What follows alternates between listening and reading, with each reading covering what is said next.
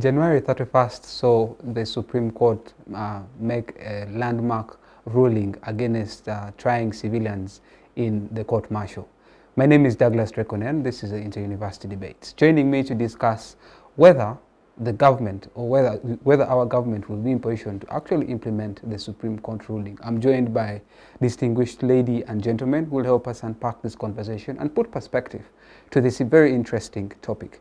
And in no particular order, I'll just introduce my guests, but they'll go ahead and also introduce themselves in the when the time arises. At my extreme left, I'm joined by a gentleman from Uganda Christian University by the names Kimeze Samuel. You're most welcome.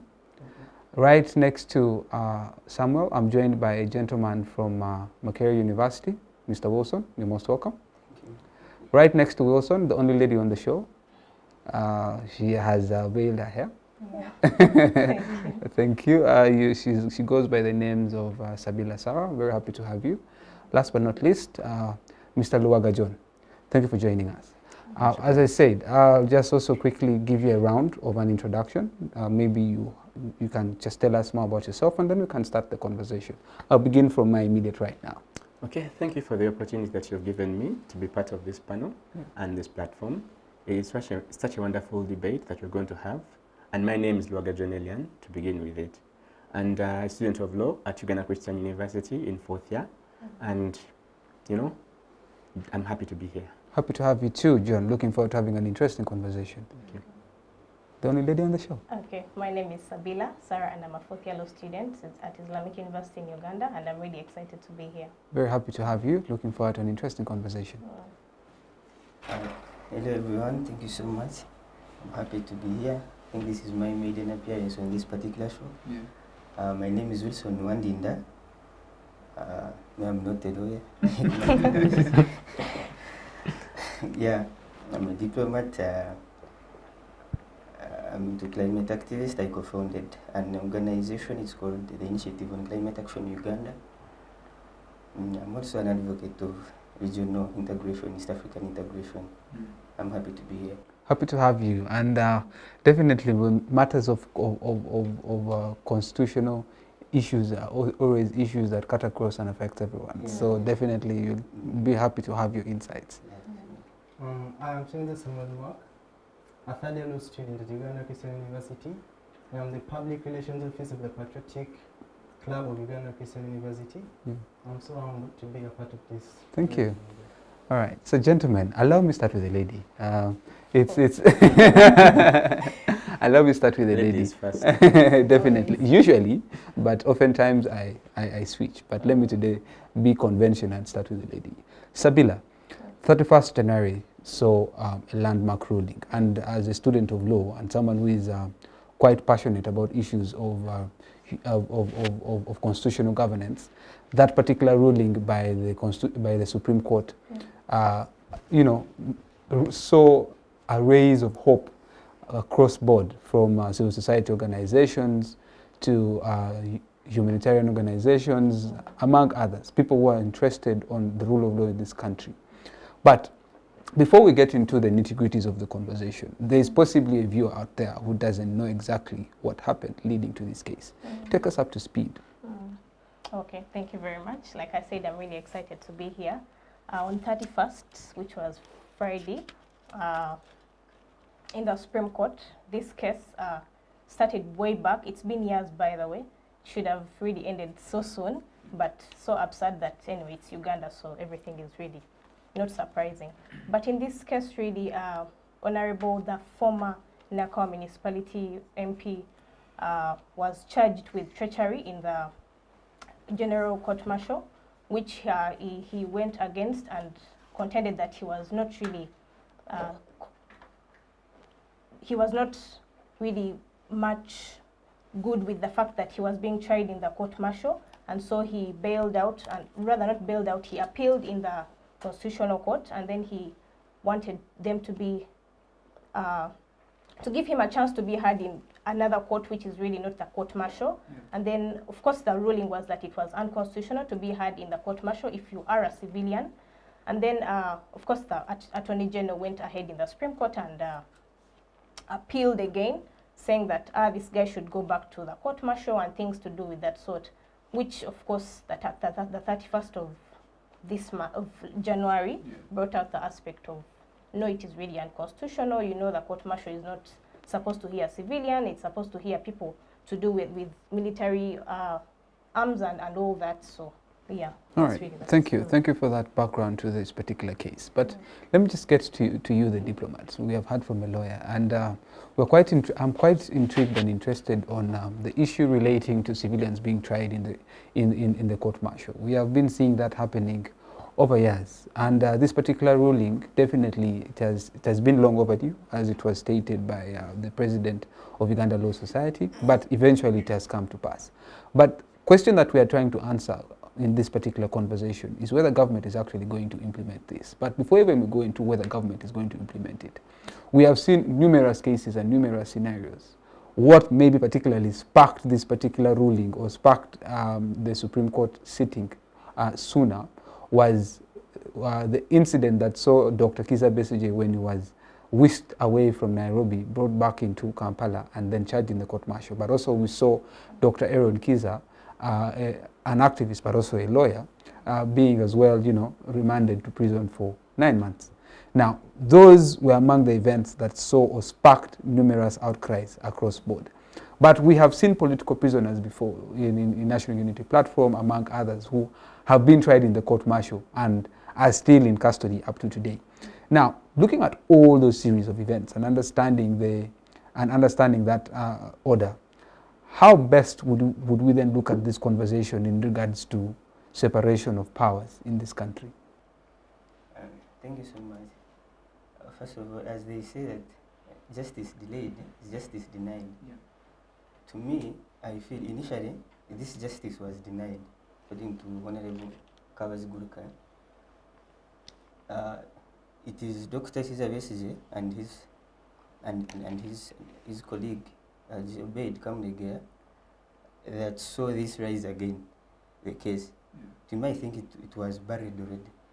But nevertheless, justice was not denied.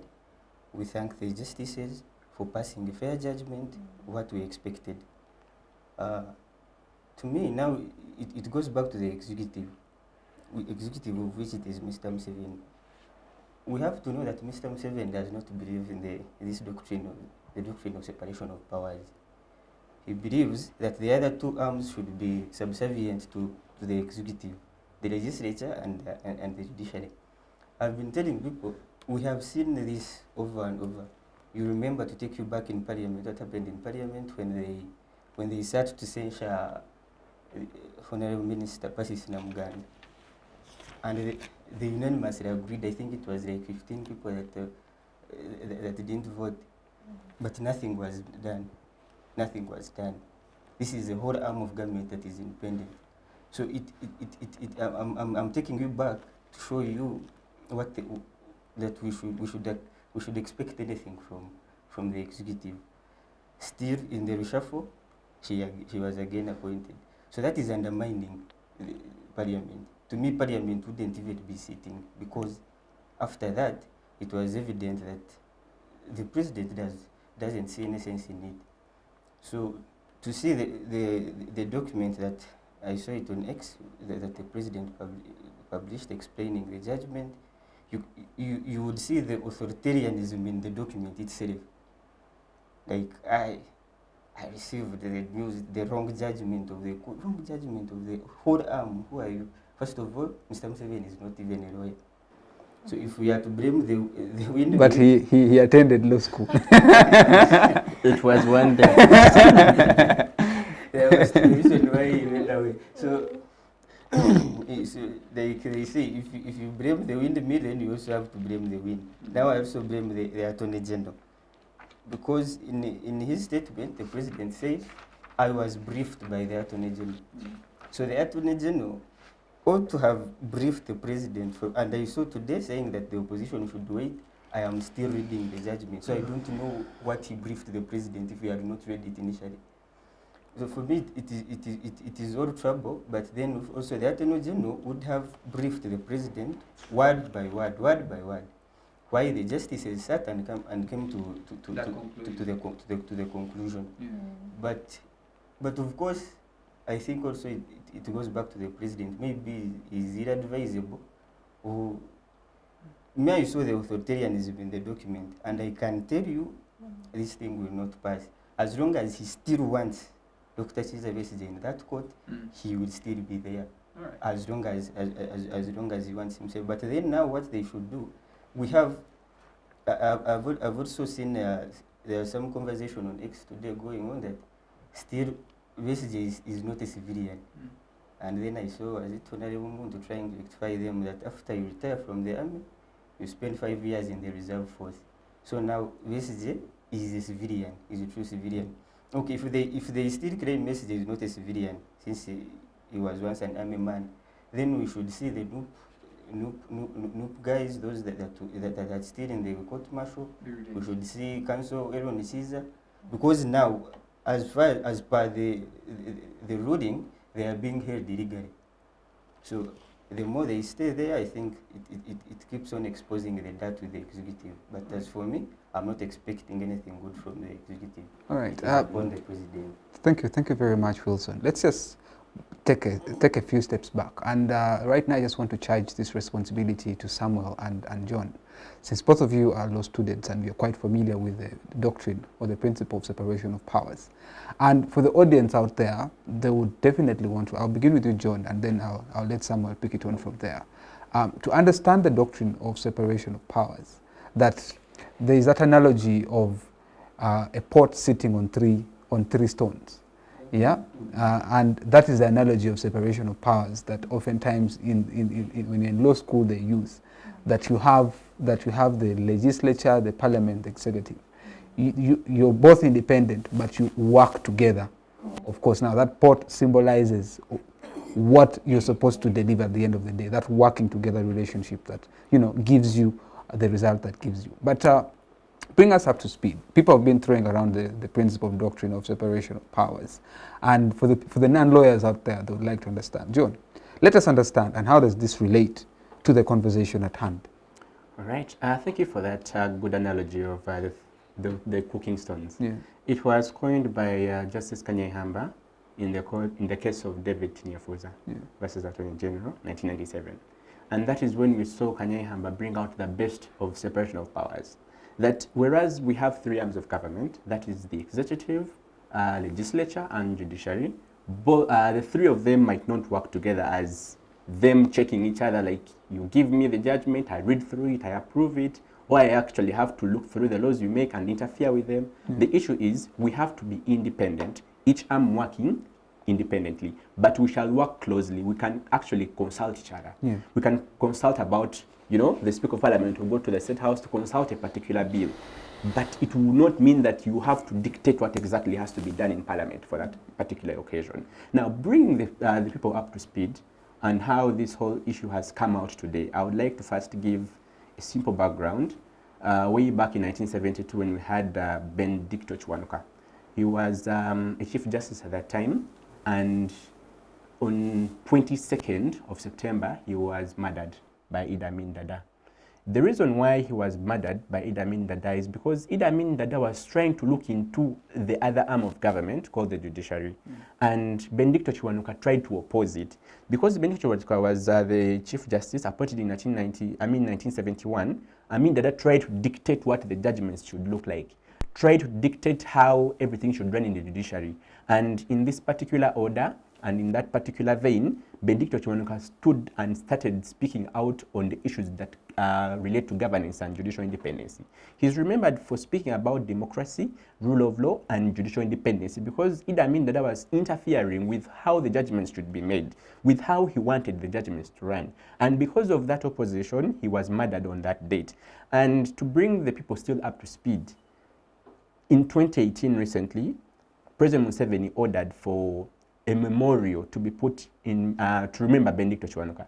Personally, I would ask, what was President Museveni thinking to remember Benedicto Chiwanuka? Because of what he did at that time. He fought for democracy, he fought for human rights, he fought for judicial independence. 2025, we see the same president coming out to make a judgment saying that what the judicial officers have done is trash, And matter of fact, in paragraph 8 of his letter, he still admits that this country is not led by judges.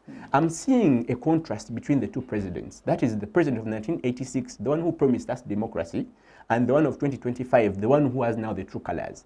We are saying that he's trying to interfere with the arm of government. We do understand that the arm of government has done its job, the judiciary has done its job. It has finished its judgment. But now for you to come out and trash everything that they have done, you're showing as though they are not independent. You're showing as though whatever they are doing is nothing. Because judicial independence thrives at the end of the day where the judgment made is respected. If you're promising that you're not going to look into whatever they are doing and whatever they're doing is trash, and you're going to call your Attorney General to sit down and make amendments, proposed amendments through the Constitution, because he said, we shall call the people, we shall go through the Constitution, this country is for all of us, we shall make proposed what? Amendments. He forgot about Article 92 of the Constitution, which says that if the Parliament is trying to make a law that is altering the decision of the court, that means that law is from its inception null and void. So there is no law that is going to be made to alter the decision of the justices. So the president, whatever he's doing, is interfering with the independence of the judicial arm. Yes. John, let's now, you're saying from the ideal point of view, the president is prima facie, on the face of it, interfering with the independence of the judiciary. But understanding the way the political terrain is, from your explanation, we saw what happened in history when President Eliane ordered for the execution of Benedicto Chiwanuka. 30, 40 years down the road, the president in 2025 is telling you that the judgment you have written is wrong. Now, the influence of politics and the influence of the executive. In law school, we are given this idea that parliament works independently. The judiciary works independently. The executive works independently. And yet, oftentimes, there is that question that is raised on the issue of political interference. Now, that is something I would just like you to quickly hint on, and I will go to Samuel, because political interference is something that has greatly nullified the doctrine of separation of powers in most African democracies, inclusive of Uganda. And yeah, thank you for that insight. And it's very clear that whereas we study in books that we should have the doctrine of separation of powers, we should have judicial independence, the realities are always actually different. We are seeing the president of 1986 who promised us democracy as his first point. And it's the same president that actually gave you the constitution. The same president. I'm looking at the systematic change of the person. With time, power can corrupt an individual. That at that time he had very good dreams for this country. The same person that he was at that time. The same person says, I will not. Now, the same person that is making these judgments today, if he asked the president of 1986, they would fight.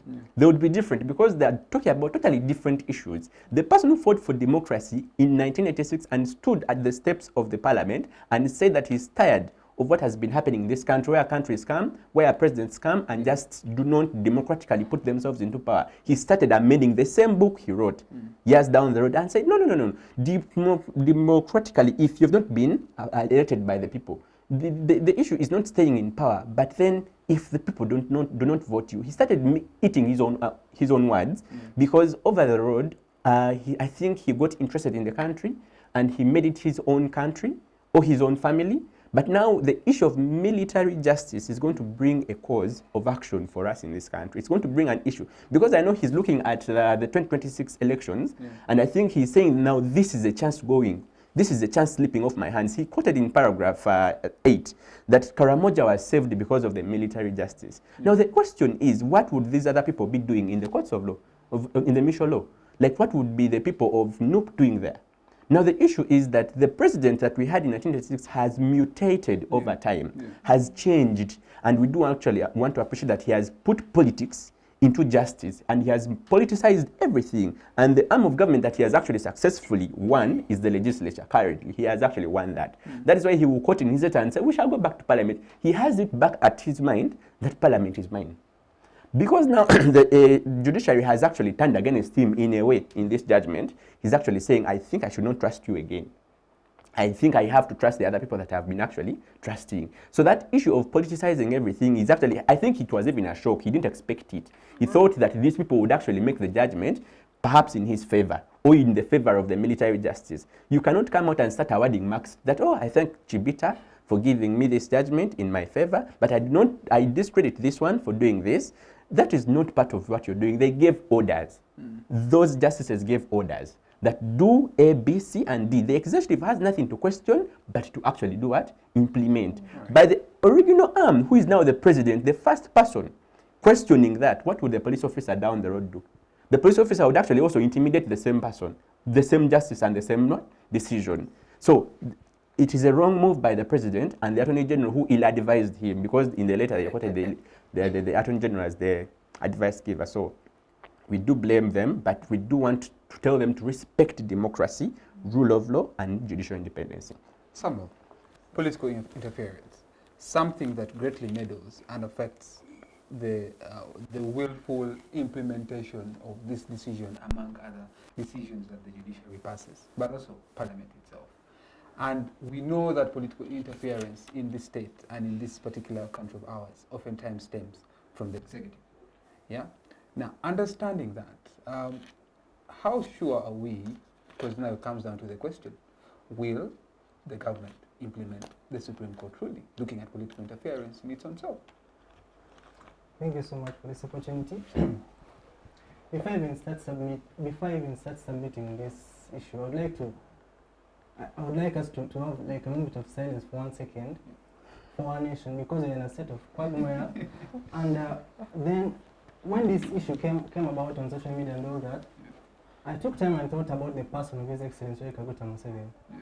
I went back and watched his speech when he was still vibrant and young, and then I put myself to study him so that I understand his point of view. Trust me, we are blaming him and all that, but if at all we were in his shoes, we would also do the same thing. You know why? The person of Museveni, when he was 30-something years, he had dreams, and God helped him to achieve those dreams. Today is the President of the Republic of Uganda. In whatever he does, I do believe even at night, at midnight, he wakes up thinking about the presidency. So about the issue of political interference, I would like to tell the people out there to ask themselves that, have we as Ugandans ever been there with independent arms of government? I do believe it has never been there. You see, we see these things in the Western world, as His Excellency said that some of the judges, the justices that made the decision are Western oriented. I do believe that democracy is a beautiful thing. We all want to have democracy. We all want to have those independent arms of government. But it is not yet actualized in Uganda. It has never been there, to my understanding, because the framers of the 1995 Constitution were backed up by His Excellency Kaguta Museveni. The very person today is telling you that what the framers of the 1995 Constitution framed is actually not right, because if at all he respects what they did and all the things they framed, he would be in support of the landmark decision that was made by the Supreme Court. In his statement that I took time and read it, I realized that he's pushing the power back to the people. I do believe that this discussion should be taken out of the legal rooms and be taken to the political spaces, because it is no longer a legal question, but a political question. The person of Museveni is protecting his presidents and his oligarchy and his own family. So we should shift the discussion from the separation of powers. Yes, it's beautiful. It is prudent for us to discuss it as legal scholars, as citizens of the Republic of Uganda. But the discussion now is a political question right now. Because trust me, that is a clear justification that the Supreme Court today in Uganda is no longer supreme. It is not supreme. Because if at all it was supreme and it was respected, that decision would be on Monday, yesterday. On Monday, people should have moved out of prison. The thing should have been followed as the implemented as the decision was passed. Yeah, but it's quite unfortunate that today we do not have independence of the judiciary, we do not have independence of the parliament. In fact, I was someone that told my friends that, do we even have a parliament today? You meet a member of parliament, they fight over a seat. Yet people are struggling with economically, the finances are dropping each and every day. So I would like us collectively as Ugandans, because as I was studying the person of Museveni, I realized that one day he said, for them, when they are still young and vibrant and they had energy, they couldn't allow to be enslaved by the system that was there in those times. So I would like to task the youth of today. Are we ready to be enslaved by the system that we have today? Because even he himself, His Excellency Kaguta Museveni, said, Uganda is not ruled by judges. It is the people. Who is what is the majority group of the people today in the nation of Uganda? We, the youth. It's quite unfortunate that we are here deliberating on these matters, but a bigger proportion of the youth today are on TikTok, they're enjoying their life, they don't care about what transpired in the Supreme Court. So it is quite absurd, it is very unfortunate that we're in this state, and I do believe that political interference is and will still be evident if at all the person of His Excellency Kaguta Museveni is still in power. All right. Wilson, the argument that political interference is something that, because what he says, since we still have the person of the president in power, there will always be political interference. Even without the person of the president in power, let's just look at let me just use other examples of other nations. It's very rare, or even close to impossible, to have an independent executive, an independent judiciary, and an independent legislature. Reason being, politics always has a way of influencing all those arms of government. And we may willfully wish to have an ideal independent separation of power, independent arms of government, but it's somewhat close to impossible. But let's just now zero down the conversation to the issue at hand. We have seen certain decisions passed by court, implemented, but issues relating to constitutional matters that affect the spirit of the constitution in this country more often than not violated, which now leaves us yearning and asking the feasibility of even the spirit of the constitution, whether it's actually a document that we shall respect or even go ahead and implement what is there. Because we quite are all familiar that in Articles 126 that talks about the independence of the judiciary on its own self shows that the president is more supreme than the Supreme Court, because that is now like the Supreme Court of this country. If the president says arrest person A, person A is taken into court. So how are we going to draw that line and say, okay, judiciary, do your work, legislature, do your work, and it's respected? Is it even possible anyway? I think it is possible, of course, but like you said, you see, in Uganda, it is a different case. First of all, I wanted to say this. You see, what I find ironical about the Attorney General and the President, he was taking us back about the murder of Benedicto Chiwanuka. I realized that our current Attorney General is a grandson to Benedicto Chiwanuka. So now, when I see what he's doing, I think he has forgotten about his grandfather. Whether the legacy is trying to leave behind is what is actually his grandfather died for. So it is so absurd. But back to your question, we have seen this. Yes, it is almost impossible. Of course, where there is an executive, where there is a president, he will want to influence everything, to have a say. But in Uganda, like I said, it is a different case. When you read that document of himself, it is full of authoritarianism from the first word up to the last. Like it is me, wow. Like you are saying, singling out the justices. No, this one now ruled very well. So now he's becoming the judge now. You see, the judge of the justices that passed the ruling. To me, I saw that as a threat. So I don't know whether those that ruled against him will also go the justice such a way, like we saw way back. But when actually, leave alone being Western, what he was talking about, with our neighbors here in Kenya, it is a different place. When we are rating now democracy, I think for us we are like at 5, and Kenya is like at 15, I think. Kenya even when you watch its parliament proceedings, it is really different.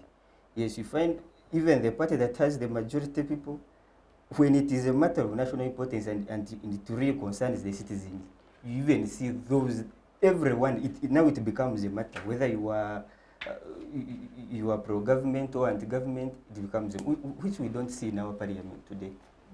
As long as it is the lead of government business coming up with the policy or what, the whole NRM side has to say yes. If you sing out an MP and you ask them to repeat what they are passing, they even don't know. But as long as it is pro-government and I'm NRM side, I want my ticket back, I will say that. So our MPs, like he said, at times I say, we don't even have a parliament. We don't even have a parliament. Because even a policy that really squeezes their voters, you see them just accepting it simply because it favors the government. Passing bills, things that are, but for me, I take it back to the people.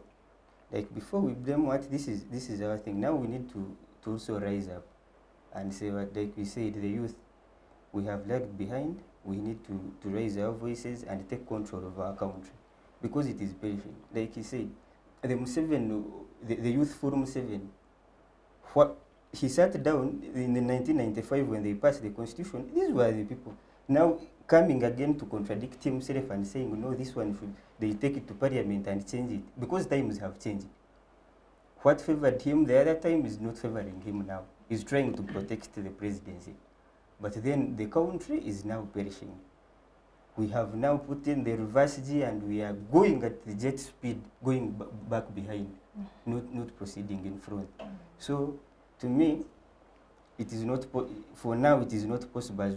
As long as we still have this, the Museveni mentality of the other two arms being subservient to the executive, then we shall not see independence in any arm of the government. Because the other day, Council Kwagwan went to meet the Commissioner of Prisons, and the Commissioner of Prisons said, "Ma'am, I'm still waiting for guidance from the executive to tell me whether I should release the political prisoners that have been there." To my think, that judgment would have even gone direct to the Commissioner of Prisons to release these people. Yes, because now that statement also shows you that it is now the president in control. If he does not approve that they should be released, they still will remain there. Because that's what the Commissioner of Prisons said, I'm waiting for an order from the executive to release these people. But judiciary passed, the Chief Justice passed, these people should be released. But still, it is the president that has to give the final word. So as long as we are still living in that environment, then we are very far from independence of the doctrine of separation of powers. All right. Sabila, Yes, from where my brother Wilson stopped on the issue of even the head of prisons waiting for an order from the president to release the prisoners, it just shows you how entrenched the issue at the moment is, because you would expect that such an institution, since they work closely with the judiciary, would go ahead and respect the decision of the court, because more often than not, they work with very many inmates who appear in court, and when court says you're guilty or you're innocent, you're either retained or you're released. But now political prisoners at the moment, we have people who are being inside custody, not in prison, custody, because they've even not appeared before court. Being in custody for over 4 years, which is unconstitutional in its own self, haven't been even tried in civilian courts, have been tried in court-martial, they're still held up to today. Let's now speak to the quality of our institutions relating to the executive having so much influence to all that is going on in this country. Well, thank you very much. Like my brother Wilson said, the Commissioner of Prisons really does not have to listen to the Supreme Court rulings so that they can maybe release political people that are really in the court-martial prisons or just in custody. I think for me, as a law student, it is really a process, much as the Supreme Court came out there and gave the landmark ruling and all that. It is really a process, and of course, whose lawyers, Dr. Kizza Besigye's lawyers, are working on it, and it has to be a statement from court that release so and so, so that they are released really. But it is really absurd. But they will be released even when the statement comes. That is the question. It brings us to the fact that this court-martial custody kind of thing of abducting people unlawfully is really not going to end in this country, because it is a way to silence political opponents in Uganda. Mr. President uses it for political, running away from his opponents and all that, which is really absurd. And we want to believe that the separation of power, the rule of law, the democracy, and all that is really not happening in Uganda. I don't know if, but it's going to really take a long time for us to get there. We see countries like the States that are shutting down AIDS, shutting down things to do of the sort. We are struggling for democracy, we are struggling for human rights. We should really get out of this dark area that we are in, and then really settle with things of national importance. My brother also was submitting on the fact that this country is still backward, on the fact that I think I'm losing the point.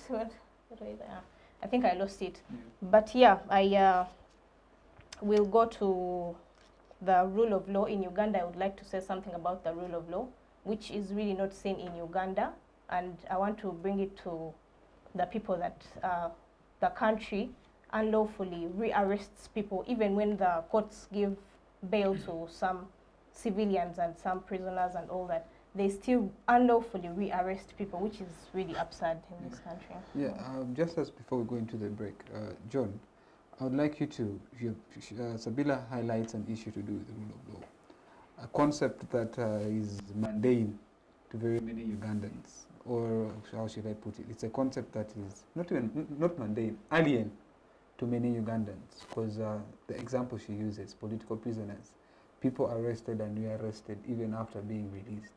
Something we saw with the late Segirinya, may his soul rest in peace. Hint on that issue as we go for the break. Okay, thank you so much for that question. The concept of rule of law was coined by Professor Daisy.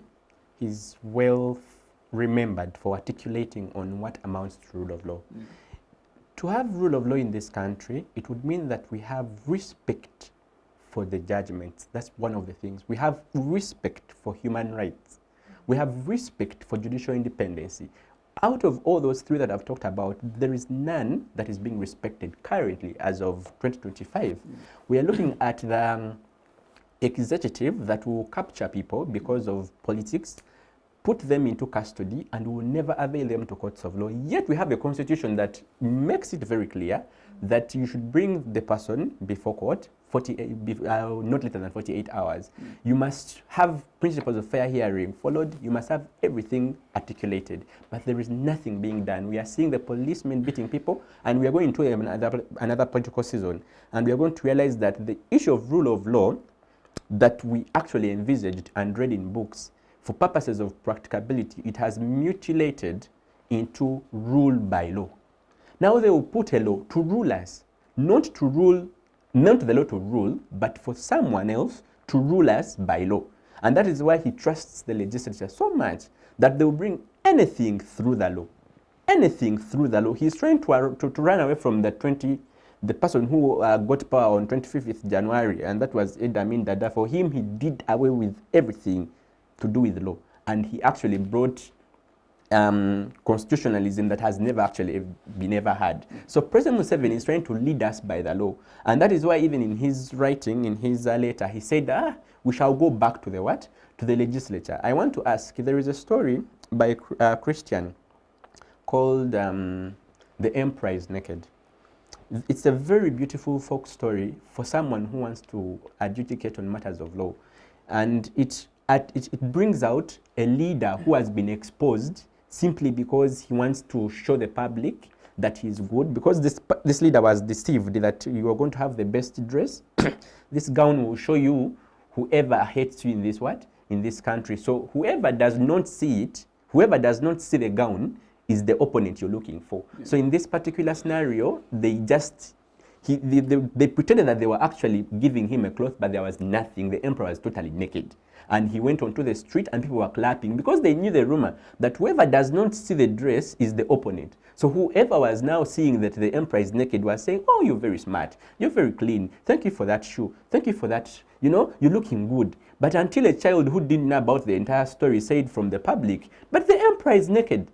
And now that's when everyone realized that, by the way, the emperor is what? Is naked. And the emperor was now ashamed. Now the issue is that in 1986, we saw someone coming to promise us power, coming to promise us democracy, rule of law, and judicial independence. We trusted him with power. He even promised us a constitution which he made. Years down the road, 39 years, they are celebrating what I don't know, in liberation, whatever. But they're now exposing themselves. There are actually tremendous achievements that there are tremendous improvements that they have had, and we shall not decline to talk about them. We shall talk about them. But there is one thing I can say is that you are a father, that these are your children. We might not thank you for giving us the little you've given us. But remember, what do we provide? We provide taxes. But what do we get in form of taxation? We are getting roads that are not actually to the speed of the taxes we are getting. We are looking at the roads, we are looking at the hospitals, we are looking at schools that are not up to the speed. And now we want us to clap at the liberation square that thank you for liberating us from what? So this was just from the frying pan to the fire. He was leading us from nowhere and taking us to nowhere. So the issue of rule of law has been downplayed by the president because now he's using it as an issue of rule by law. And I want to assure you that the people like Besigye, political prisoners, will never get out. For purposes of record and trying to show that he's not against it, they will release them temporarily to take them somewhere else, but they will never take them to the ordinary courts of law, and they will never respect those judgments that they made, to show you that the issue of where we have come from, we the people of Uganda, when we're making the constitution and the preamble, we the people of Uganda, having witnessed what we have seen backward, we don't want to go back there. But now there is a way the president is taking us back to that point, to that spot of us fighting for our rights, for fighting for human rights. The moment the courts of law cannot be respected, there is nothing to do but people go on the street, because there is no other remedy that is available. Unlike in those times where you can go to court, the issue is respect the decision. If you cannot respect the decision, the issue of rule of law is not there, because also judicial independence has not been appreciated. The issue of human rights have also not been respected. Now what do we have? It's just a dead clock that we are having for rule of law, but it does not operate. And we are saying that it operates twice, and somehow he will come out and give us some few justices, and then today, tomorrow, but then over and above, this country needs a thorough mopping constitutionally. All right. Yeah. All right. Thank you very much. Let's just quickly go for a short break. Thank you very much for staying with us. See you in a bit. Digital rights are those human rights and legal rights that allow individuals to access, use, create and publish digital media, or to access and use computers, other electronic devices and telecommunication networks. Digital rights include a right to freedom of expression, information and communication through technology, a right to privacy and data protection, a right to credit for personal works, a right to universal and equal digital access, a right to identity, a right to anonymity, a right to be forgotten, and a right for protection of minors, among others. The state's digital rights are frequently violated through various unfair actions, for example, blockage of websites and social networks, theft of credentials, unauthorized use of people's data for personal gain, privacy intrusion, online censorship, arrests and intimidation of online users, internet blockages, and the proliferation of laws and regulations that undermine the potential of technology to drive social, economic, and political development worldwide. It is hence every citizen's responsibility to respect rights of other digital users and to speak out or report to the responsible parties when one's rights are violated. Hello there. Welcome back from the break. Just before we went into the break, John was trying to expound on the principle of rule of law. And key things that stood out for me were, one, respect of human rights, two, respect of the independence of the judiciary. But what I would like now to expound more on this particular discussion, which I think will have a submission from Samuel, is on respect of human rights. The events leading to the discussion today emanates from the abuse and violation of human rights. I'd like to get this right. Violation of human rights is oftentimes done by persons who uphold the law. Yes?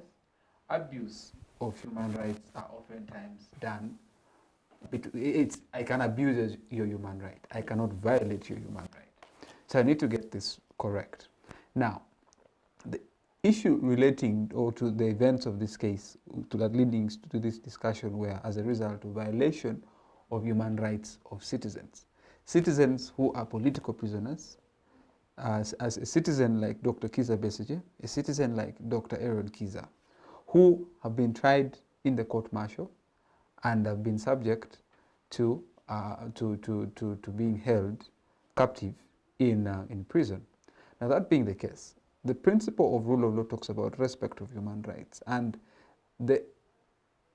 in these individuals, their human rights are being violated, and in so doing, that also leads to violation of the Constitution itself, because Chapter 4 of the Constitution provides for rights of the citizens, and we the citizens obviously are sovereign, and we are the ones who inform this Constitution.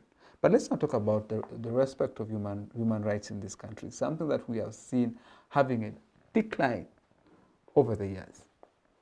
Thank you so much. Article 28 of the Constitution of the Republic of Uganda goes ahead to throw more light on the human rights. Yeah. And it's quite unfortunate. We have seen over the years in Uganda, I can mention a number of cases, Honorable Batagulani versus Attorney General, even that very old case of Michael Matovu, ex-party, to mention but a few. Yeah. There are many cases of human rights violations in Uganda. Why? Because as I submitted earlier on, you have a president, or you have the executive that is led by someone who thinks the people he is leading are not citizens, but his children, and the Bazuku, the majority. But you are a Muzuku, aren't you? So, if you're in such a system, there are certain things you're going to see, and you'll have nothing to do about it. Just of recent, the Uganda Human Rights Commission leadership also was against went against its main objective, which is to fight for human rights and all that, because of that factor of having someone in power for a very long time. In the long run or short run, everyone will be working so hard to please the fountain of honor. So the abuse of human rights today, it's very bad, yes, it is painful to each one of us as citizens of the Republic of Uganda, but you have nothing to do. We have nowhere to run to, we have nobody to run to, because if at all you violate my human rights as an individual, I'm entitled to run to the authorities and tell them that Direct did this and that. It is against the Constitution, it is against the case law, it is against such and such. But if you run to the police, for example, today, you cannot run to the police and say that the person of MK has done something to you. For example, you have a brother, Rokira Bashaija today, is in exile. He claims that he was tortured by the CDF. Now, do you expect me, as Samuel Mark from Chebano, to run to the police to report human rights violation? It's quite impossible, and it is erroneous of us, the citizens, to think that we have human rights in Uganda. So, my only problem I have, and I do believe that if at all we realize this as the youth of the Republic of Uganda, the problem of Uganda today is not even the presidents, it's not the violation of human rights. Yes, there are big problems, but the biggest problem of the Republic of Uganda is the fact that we as the youth have decided to neglect anything that concerns us in form of development, politically, socially, economically. You find that... But don't you think the rationale as to why young people are not so much interested in issues of politics, or even what is going on with this decision? Because young people would have taken it to the street and say, you know what, release Besigye. Yeah, he has done nothing to this nation.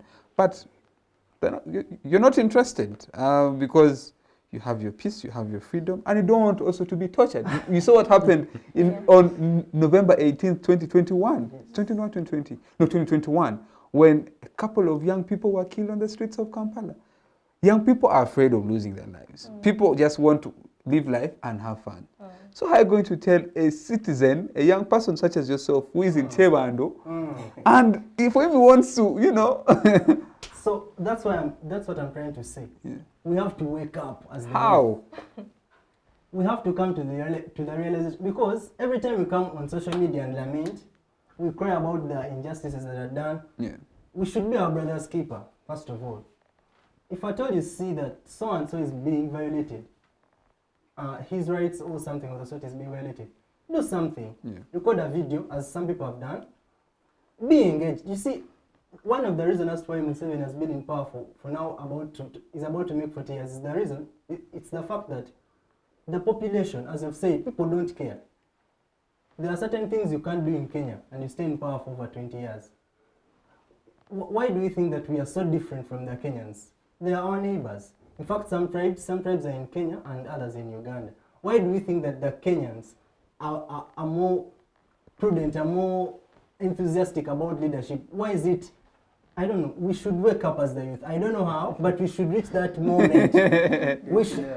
And I think what you're trying to raise comes down to something that unites us as Ugandans. That is something, in my opinion, we lack.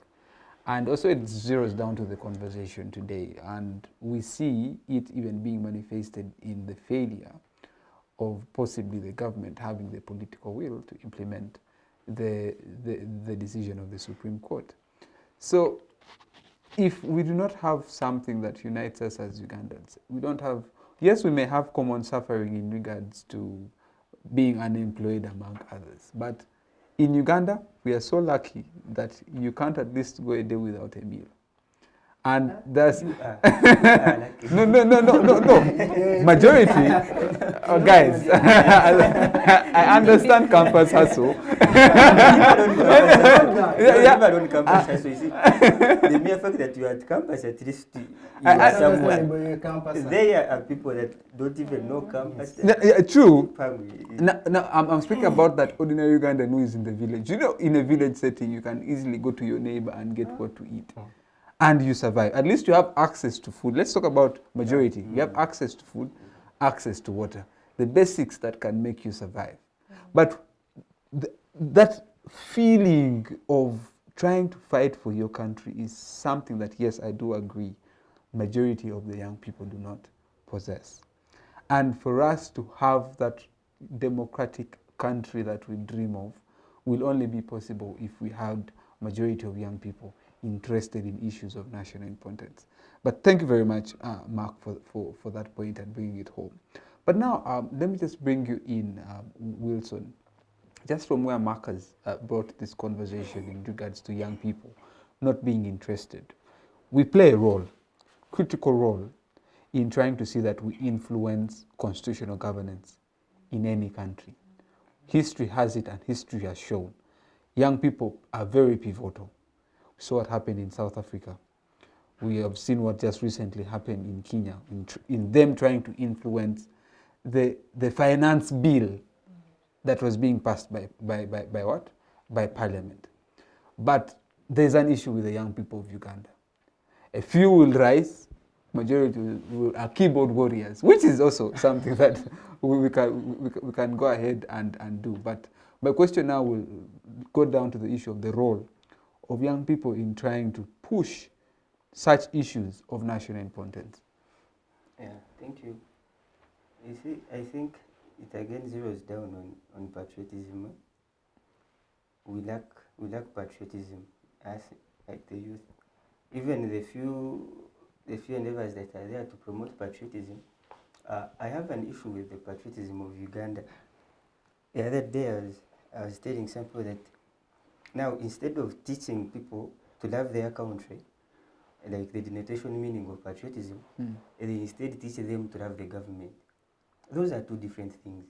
Governments change, but countries do not. If you are Ugandan, you will forever die Ugandan.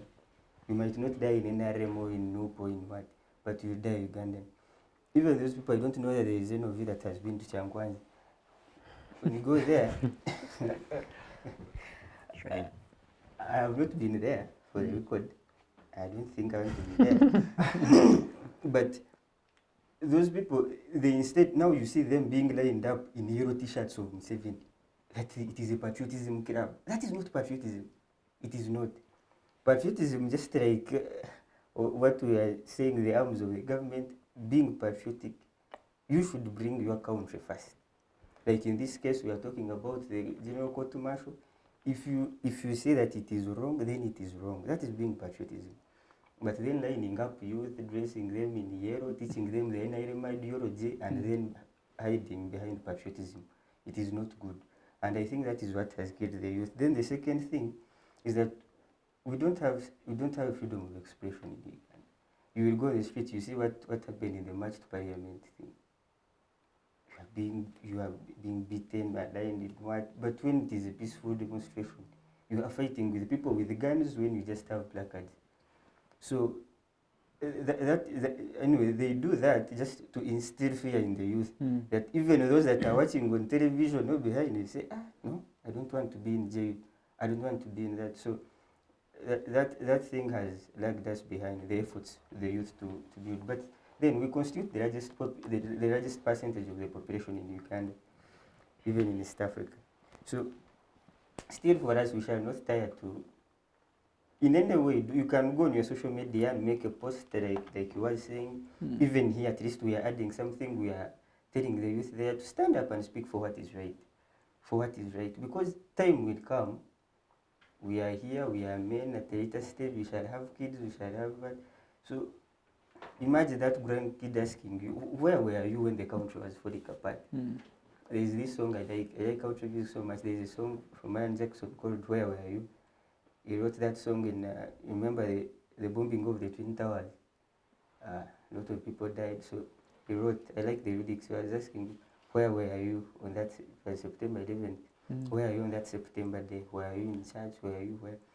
So let us also think about it. When our grandkid is asking you, where were you when the country was falling apart? What did you do? You might not march to State House and fire bullets at the president or what, but it all starts. Faith, it is all about faith. Martin Luther King used to say that faith is taking the first step even when you don't see the staircase. It is that first step that counts. Even here we are making that step as we are here discussing that.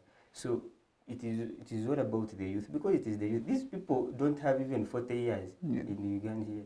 They will have died. Dying is natural and they are aging. We all say that. So will they leave behind a country for us to inherit, to be there? Because according to the cycle in Uganda, now, of course, they are all old people. To get that powerful position, then you also be 60. So now still we shall have another generation of youth like us crying on TikTok. So we have to also stand up, raise our voices. It all starts from that. It starts from something. We have to do something, raise our voices. When I liked the exhibitions that were running on X. Even those that started it, the youth engaged that and they put at least Parliament on tension. Yes, we saw something big. So if we continue like that, put the government in check, place it there. So we have reached an extent. Yes, this government has done commendable things. But then, now they are all being ruined, taking back. There is nothing.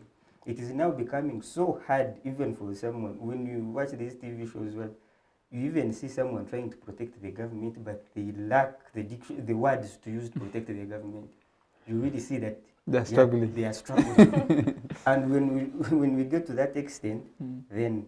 But there are some formidable soldiers who can defend. We all know them. But yes. You see, they say that you can not only be the messenger. When you are a messenger, you own the message. But then now here we see they are only messengers. You see, in those, there was someone who put on X that they're always on a panel with NRM people. But behind the curtain, like when we went for a commercial break, they also side with them, say, speak for us, speak for us, speak this. So you see, we are getting to that extent where there is nothing now to protect. There is nothing to protect. So it's high time we rose up and also did something as the youth, because this is our country. If we keep quiet, there would be no country for our kids. Definitely. Sabila, the role of women is critical. in any state, in any democracy, women play a very critical role in constitutional governance. Tell us, what are the women, what are the girls, what are the ladies doing, or what can they do in trying to see that even when the consensus here is there seems that there will not be any deliberate effort to implement the decision of the Supreme Court. But what role can the women, can the girls, can the ladies do to better our constitutional governance? Okay. When you speak of the women, I firstly want to give credit to the justices that are in the Supreme Court. Yeah. It is really an exciting one, and it opens our eyes for the women that really actually we can get there, we can get to the top, we can, strive to get out of our comfort zones. And then what we can do really as the women, firstly we should look at the fact that in Parliament there are women that are there, and it is not an excitement that they are there because they are doing nothing. I want to say this proudly, that the Prime Minister, the Speaker, whatever, they are women, yes, but what are they doing? Yeah, so us as women, we should put it in our minds that, yeah, we should get out there, we should get in spaces, we should go to the Parliament, we should in political spaces, in economics, but what are you doing when you get to those spaces? You should put back in mind that you're there, but you're working for the people, you're working for the nation, you're working for, people that really sent you there to represent them.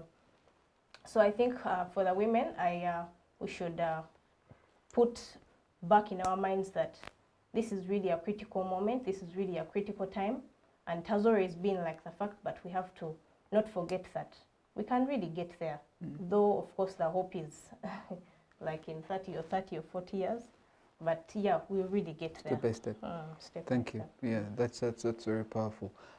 John, just as we age towards the end, I think it's something that we need to talk about, the checking and balancing. Now we have just seen the checking is done by one institution, the balancing is done by one institution. But before even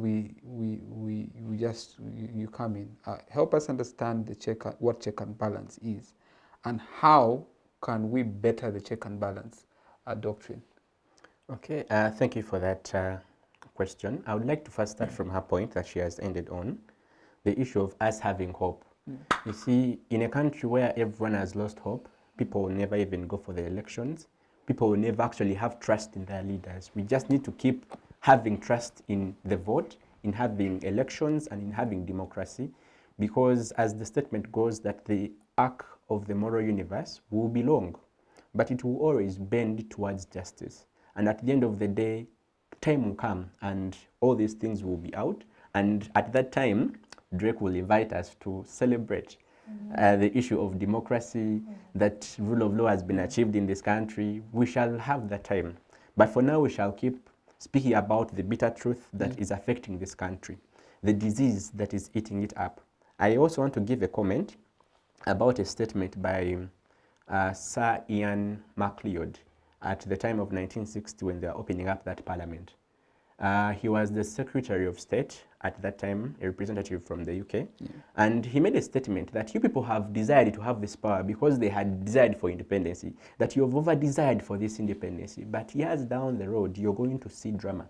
You're going to see times of tyranny. You're going to see times that will bring hardship, times whereby you'll have petty issues, whereby they will not be given time, but matters of controversy will ruin this country, will run it into abyss, and will actually make you hate it, why you actually asked for what you have actually asked today. And we are seeing it. We are seeing that it's actually happening. That what we asked for versus what we are receiving, they do not actually correlate. We asked for independence, we asked for democracy, we asked for rule of law, and what we are receiving currently from our own president does not actually match. Getting back to the question of separation of powers and then checks and balances, we do actually want to believe, as we had deliberated on the matter of separation of powers, that we do not have separation of powers as such, but we have actually adopted the issue of checks and balances. That even the 1995 Constitution will understand that there is no arm of government that will entirely be independent from the other, but their other arm will keep checking, and the other arm will keep balancing. What do they mean? The chain runs like this, that as the parliament is the lawmaker under Article 79(1), the parliament is obliged to make law. But then it will send that law or that bill to the president for approval. The president has to just approve or send back for recommendations or for amendments. That is called checking and balancing. Yeah. The issue of interference comes in if the president now storms parliament and tells them to make a particular legislation the way he wants it. Now that's different.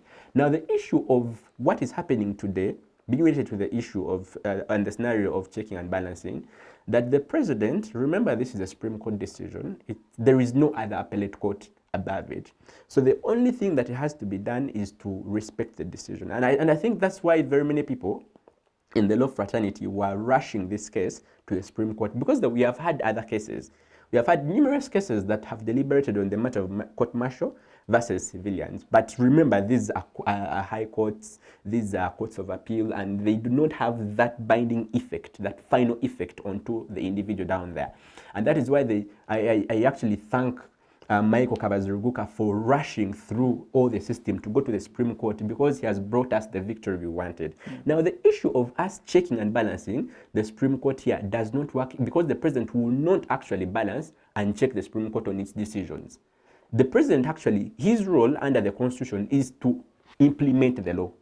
The role of the judiciary is to interpret the law, and the role of the legislature is to make the law. So as you make the law, by the parliament makes the law and the legislators, if the law is inconsistent with the Constitution, now the judiciary will now check it, and it will declare it null and void if it is indeed unconstitutional. And that is why the famous statement made by Justice Kanyehamba, he is really one of the greatest authors to do with these judgments. He has actually deliberated on a number of them.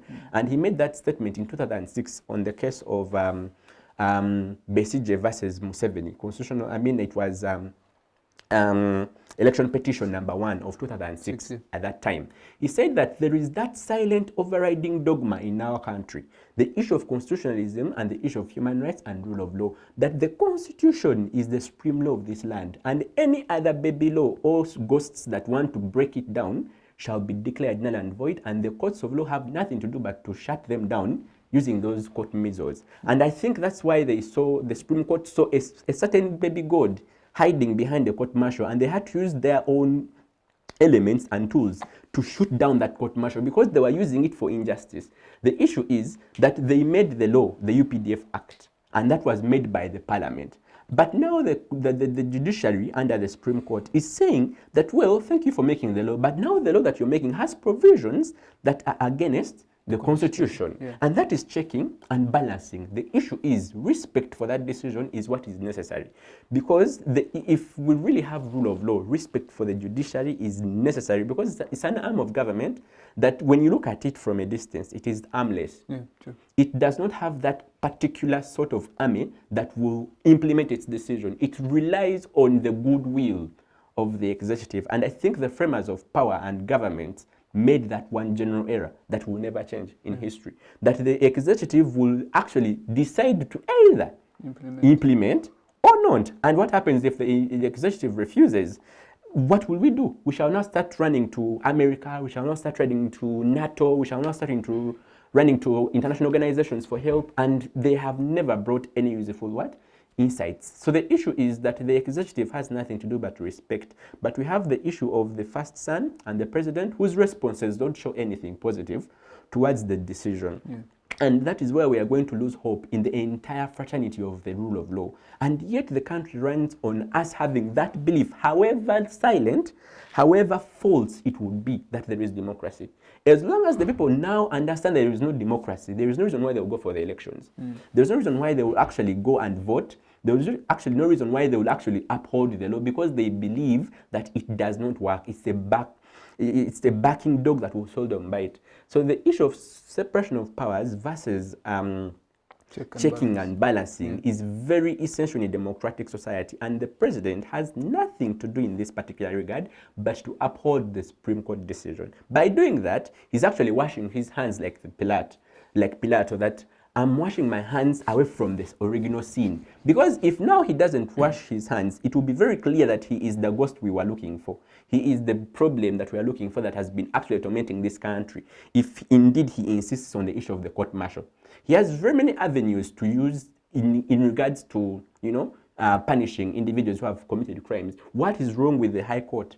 What is wrong with you going to the Chief Magistrate Court for matters that you think are very pertinent? He knows that there, if the case delays, they will actually storm it out, they will trash it out. But here in the court martial, there is the way cases have delayed, and that's why from 2021 to date, we have had that issue. Let's look into the decision just somehow. The people who are actually adjudicating over those matters do not have knowledge of the law, and we want to insist to bring them back on board to try and listen to matters of law, yet they honestly have no advice that they're going to give legally. These are people who are just fighting in the bush, and now because of that zeal and you slept in the cold, you were in the bush, you're now given a particular position in the disciplinary committee, and you're not trying individuals, listening to a lawyer. You have to go to submit before someone who cannot actually understand what you're submitting. We are now just telling the president that actually, okay, if you want to create that court martial that is indeed really a good court martial, get trained people to be there on the panel. Do not bring mediocres. Don't bring people because for purposes of, they went through the bush and then you put them there. That's undermining the other people who have studied their books to be actually where they are. We have lawyers in the army. We have people who have studied law and they're in the army. So why wouldn't you make them train to be lawyers or to be judges, and you also implement them and actually also give them positions there? And that's why the justice was saying that let us have a hand, we as the judiciary, to actually appoint those people. Consult us before you do those appointments. By failing to consult, we go back to Article 28, which most of the judges were referring to, that by not doing that, it's in contravention with fair hearing. There is no way you're going to receive fair hearing if that is still the process. But now the president has made a decision through his submission, which is undermining whatever that has been built. So the issue of coordinating will now break down. The issue of the judiciary working with the executive will break down, and that will lead to the worst abyss democratically that we shall never want to see again. All right, thank you. Wonderful. Samuel, we have reached the end of our show. Give us your concluding remarks, please. Thank you so much. Well, I'd like to thank you for this opportunity and the entire team here for creating such a conducive environment. And I would like to urge the youth out there that the only good thing you could do for us as a nation, be sober, do the right thing at the right time. I know we have deliberated on a number of issues, but the future is bright if at all you are sober, do the right thing. We shall ultimately and eventually reach the promised land. Thank you so much. Thank you. Sabila, Yes, please. concluding remarks, please.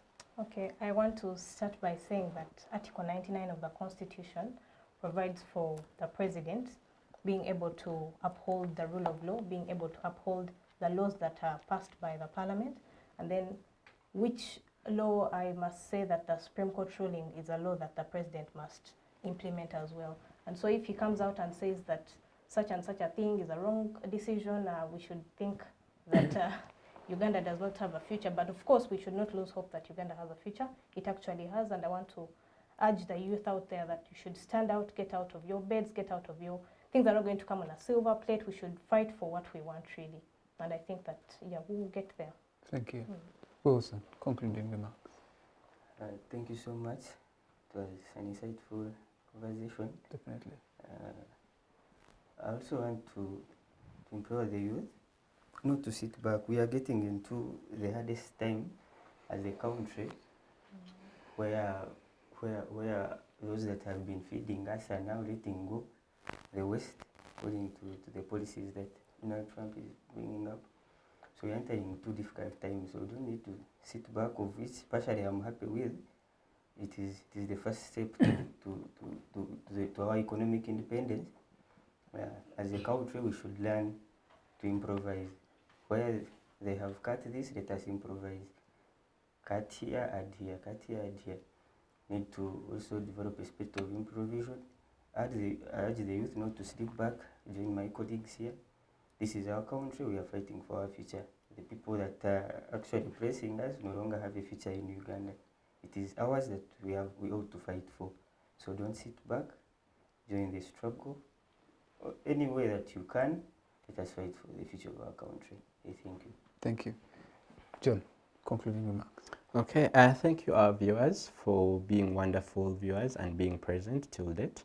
And I also thank the programmers for inviting us and for having such a wonderful discussion today. And I pray that there are more insightful discussions ahead. One of my concluding remarks that I could give is the issue of a quotation that, you know, when justice is not given to you on a silver spoon, you learn to lick it off from the bloody knife. Because at the end of the day, you would expect that justice would find you on the door, knock, and you welcome it into your home. Oh, justice, thank you. But now we have had a scenario where justice is being denied. So what we shall do, we shall just be doing nothing but getting out to go and get it by force. And the issue is, I implore the youths, as most of the people have actually articulated, I implore most of the youths not to give up, to actually have hope in this country, to wake up and speak about these issues.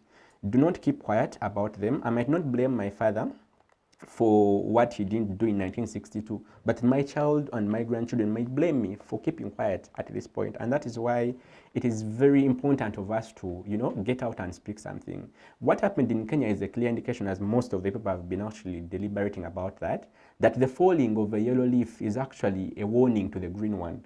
That what happened in Kenya should be a warning to the government of Uganda that can also happen here. And we don't want to go into bloodshed. We don't want to go into circumstances of us fighting on the street. We are asking peacefully that implement rule of law.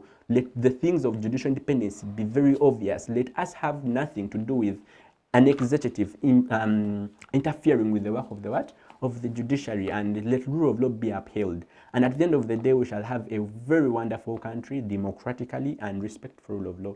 And I also thank the moderator for having such a wonderful debate at such a time. And yeah, I would really be happy to be invited for more other discussions. Thank you so much. Thank you, Samuel, Wilson, Sarah, John, for taking time and having this very interesting conversation with us. Personally, I enjoyed the discussion, and I believe you, the viewer out there, you've also learned a lot, but also enjoyed the conversation as well. This conversation has been brought to you by Center for Constitutional Governance and Civic Space TV. To the production crew, Paul, Brittany, and Ronald, for making this possible, thank you. And to you, our loved viewers, once again, thank you for always watching, and see you next week, same time, same place. Bye-bye.